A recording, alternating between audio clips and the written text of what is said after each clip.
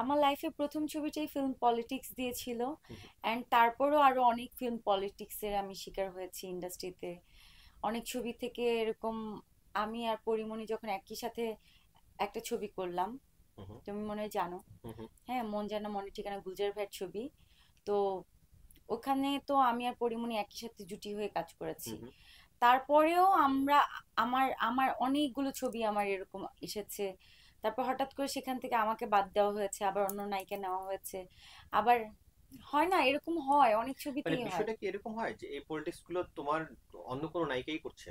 বিষয়টা এরকম নায়িকারাই করছে? আমার কাছে, আমি নায়িকাদের দোষ দিব না, হুম, আমার কাছে মনে হয় যে প্রযোজক পরিচালকরাও করতে পারে, বা ইন্ডাস্ট্রির কিছু মানুষ আছে যারা আমাকে নিয়ে পলিটিক্স করে, তারাও করে। আবার ইন্ডাস্ট্রির অনেক টেকনিশিয়ানও আছে যারা চায় আচ্ছা আমাদের কাছের ভিতরে কাউকে দিয়ে ছবিটা করে, তারাও করে। আমি নাম বলতে চাই না, অনেকে আচ্ছা, আছে। বেশ তুমি বেশ কিছু কাজও করেছো, তো আমি যদি তোমাকে প্রশ্ন করি যে এই নায়িকা হওয়ার পিছনে সবচেয়ে বড় ত্যাগ কি ছিল? সব থেকে বড় ত্যাগ, হুম, সব থেকে বড় ত্যাগ ছিল, আমার কোনো এরকম কোনো ত্যাগের স্টোরি মনে পড়ে না। আমি অনেক পরিশ্রম করেছি। আমি মানে অনেক বেশি ঘুমাতে পছন্দ করি, মানে আমি হুম। খুবই অলস বলতে গেলে। কিন্তু নায়িকা হওয়ার যে স্বপ্নটা আমি যখন দেখেছি, তখন আমি প্রচুর পরিমাণ পরিশ্রম করা শুরু করলাম। না ঘুম না খাওয়া, এই ডাইট করা, আমি কিন্তু প্রচুর পরিমাণে ফুডি। তো নিজেকে যে কষ্ট দিচ্ছি না খেয়ে না খেয়ে, এটাই আমার সব থেকে বড় ত্যাগ। না, এমনটা অনেক সময় হয় না যে নায়িকা হতে এসে ধরো তুমি লেখাপড়া খুব ভালো ব্রিলিয়ান্ট ছিলা, তুমি হয়তো ডাক্তার হতে পারতা, সেটা হয়তো কম্প্রোমাইজ করতে হয়েছে, অথবা তোমার ভালো একটা বিয়ের প্রপোজাল আসছিল, সেটা তুমি নায়িকা হওয়ার জন্য ছেড়ে দিয়েছিলা। হ্যাঁ।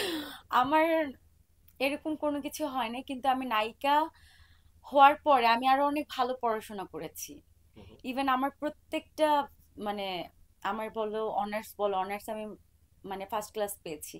হুম, এটা কিন্তু আমার নায়িকা হওয়ার পরে। আমি যখন নায়িকা হয়েছি তখন আমি ইন্টারে পড়ি। হুম, তো আমার ইন্টারের রেজাল্ট খুবই ভালো হয়েছে। একটুর জন্য আমি জিপিএ 5 পাইনি, তাও আমার জিপিএ 5-এর কাছাকাছি ছিল আমার রেজাল্ট ইন্টারে। তারপর অনার্সে আমার ফার্স্ট ক্লাস, মাস্টার্সে আমার ফার্স্ট ক্লাস রেজাল্ট। তো অনেকে বলে নায়িকারা মানে গ্ল্যামার জগতে গেলে তাদের পড়াশোনা হয় না, কিন্তু আল্লাহর রহমতে আমি অনেক ভালো স্টুডেন্ট ছিলাম। আমি কিন্তু অনেক ভালো পড়াশোনা করেছি তখনও। তখন আমি ক্লাস করতাম, ভার্সিটিতে যেতাম, ক্লাস করতাম, পড়াশোনা করতাম, তারপর পাশাপাশি শুটিংও করতাম। তো টিচাররাও আমাকে অনেক সাপোর্ট দিয়েছে, বাহ, টিচারদেরও অনেক সাপোর্ট পেয়েছি। তেমন কোনো ত্যাগ স্বীকার করতে হয়নি আমার। গুড। তোমার সিনেমার সবচেয়ে কোন সিনেমাটা তোমার ক্যারিয়ারে সবচেয়ে ভালো সিনেমা তোমার দৃষ্টিতে? আমার কেরিয়ারের সব থেকে প্রথম যে ছবিটা, যেটা আমি বললাম হিটম্যান, হিটম্যানই আমার মনে হয় আমার কেরিয়ার সব থেকে ভালো, ব্যবসা সফল, সব থেকে সুপারহিট একটা ছবি। আচ্ছা, হিটম্যান। শাকিব হিটম্যান, খানের সাথে হিটম্যান। শাকিব খানের সাথে হিটম্যান। আচ্ছা, তোমার ক্যারিয়ারে অপ্রাপ্তি বলে কিছু আছে? হ্যাঁ আছে, অনেক অপ্রাপ্তি আছে। হুম, যেমন আমি যে সময়টা এখন নায়িকা, তুমি তো জানো আমাদের ইন্ডাস্ট্রির এখন যেই মানে যুগ, আর আগের যে যুগ ছিল সোনালী জগৎ, হুম, হুম। সেই সোনালী জগৎটা আমি এখন পাইনি। এটাই আমার সব থেকে বড় অপ্রাপ্তি। আমার যে গ্ল্যামার, আমার যে যোগ্যতা, আমার কাছে মনে হয় আমি যতটুকু জানি, বা আমি আল্লাহর রহমতে যে কটা ছবি করেছি, আমার পরিচালকরা আমাকে নিয়ে অনেকই খুশি।